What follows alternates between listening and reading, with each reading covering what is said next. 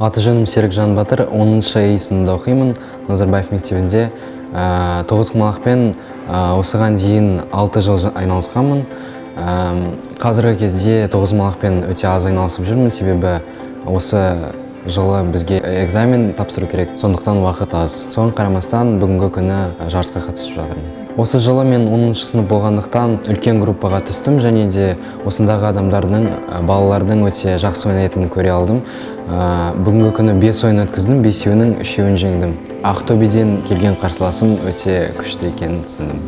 Ойынның негізі бойынша екінші бастаған адамға, екінші қостайтын адамға өте қиын, сондықтан да маған осы Ақтөбемен ойнаған ойында өте қиын болды.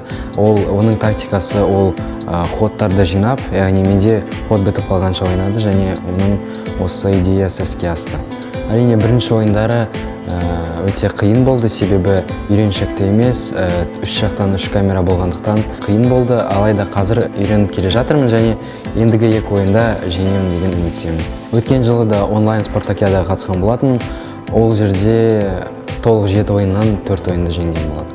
Тоғызқұмалақ осы ойында біз көптеген тактикаларға үйренеміз. Мысалға, біз әрбір ұяшықтағы құмалақтар санын санап отыру керекпіз, және біздегі бір ойын, бір дұрыс ойнамасақ, барлық ойынды құртып жібере аламыз. Сондықтан әрбір ойнаған жүрісіміз дұрыс болуға тиісті. Менің ойымша, бұны осы спорт түрін университетке түскеннен кейін де ары қарай жалғастыруға болады.